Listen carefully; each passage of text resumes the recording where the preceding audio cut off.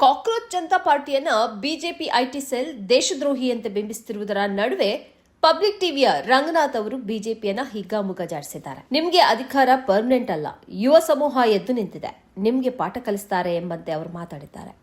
Neat ಪರೀಕ್ಷೆಯ ಹಿನ್ನೆಲೆಯಲ್ಲಿ ಯುವ ಸಮೂಹದಲ್ಲಿರುವ ಆಕ್ರೋಶಕ್ಕೆ ಅವರು ಧ್ವನಿ ನೀಡಿದ್ದಾರೆ. ನೀಟ್ ಪರೀಕ್ಷೆ ಅವ್ಯವಹಾರ ಬಹಿರಂಗವಾಗಿ ವಾರಗಳೇ ಕಳೆದರೂ ಕೇಂದ್ರ ಸಚಿವ ಧರ್ಮೇಂದ್ರ ಪ್ರಧಾನರಿಂದ ಹಿಡಿದು ನೀಟ್ ಪರೀಕ್ಷೆಯನ್ನು ನಡೆಸುವ ಹೊಣೆಗಾರಿಕೆ ವಹಿಸಿಕೊಂಡಿರುವ ಮುಖ್ಯಸ್ಥರವರೆಗೆ ಒಬ್ಬರೂ ಯಾಕೆ ಜವಾಬ್ದಾರಿ ತೆಗೆದುಕೊಂಡಿಲ್ಲ ಎಂದವರು ಪ್ರಶ್ನಿಸಿದ್ದಾರೆ. ಒಬ್ಬರನ್ನು ಯಾಕೆ ಹೊಣೆಗಾರನನ್ನಾಗಿ ಮಾಡಿಲ್ಲ ಎಂದವರು ಪ್ರಶ್ನಿಸಿದ್ದಾರೆ.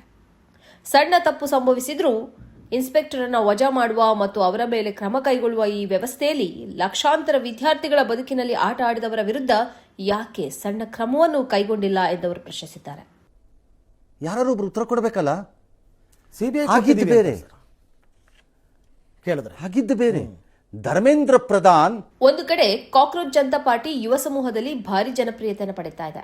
ಇನ್ಸ್ಟಾಗ್ರಾಂನಲ್ಲಿ ಬಿಜೆಪಿಗಿಂತ ಹೆಚ್ಚು ಫಾಲೋವರ್ಸ್ಗಳನ್ನು ಪಡೆದಿದೆ. ಜನರ ಬಾಯಲ್ಲಿ ಕಾಕ್ರೋಚ್ ಜನತಾ ಪಾರ್ಟಿ ಹರಿದಾಡತೊಡಗಿದೆ. ಯುವ ಸಮೂಹವಂತೂ ಈ ಬಗ್ಗೆ ಎಕ್ಸೈಟ್ ಆಗಿದೆ.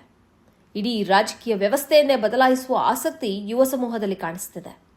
ಈಗಾಗಲೇ ಬಾಂಗ್ಲಾ ಮತ್ತು ನೇಪಾಳದಲ್ಲಿ ಯುವ ಸಮೂಹ ತಿರುಗಿ ಬಿದ್ದು ಆಡಳಿತವನ್ನೇ ಬದಲಾಯಿಸಿದ ಉದಾಹರಣೆಗಳು ಇರುವಂತೆಯೇ ಇದೀಗ ಈ ದೇಶದಲ್ಲಿ ಹೊಸ ಬೆಳವಣಿಗೆ ನಡೀತಾ ಇದೆ. ಇದೇ ಬೆಳವಣಿಗೆಗೆ ಇದೀಗ ರಂಗನಾಥ್ ಧ್ವನಿ ನೀಡಿದ್ದಾರೆ. What is this BJP? RSS ನೈತಿಕತೆ ಸಂಸ್ಕೃತಿ ಎಲ್ಲಿ ಸತ್ತೋಯ್ತು?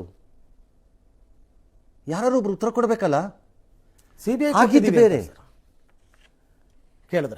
ಬೇರೆ ಧರ್ಮೇಂದ್ರ ಪ್ರಧಾನ್ ನೀಟ್ ಅವ್ಯವಹಾರದಿಂದಾಗಿ ಇಡೀ ದೇಶದ ಯುವ ಸಮೂಹ ಬಿಜೆಪಿ ವಿರುದ್ಧ ತಿರುಗಿ ಬೀಳುತ್ತಿರುವ ಸೂಚನೆ ಕಾಣಿಸುತ್ತಿದೆ. ಕೇಂದ್ರ ಸರ್ಕಾರದ ವಿರುದ್ಧ ಯುವ ಸಮೂಹ ಅತೃಪ್ತಿಯನ್ನು ಹೊಂದಿದೆ.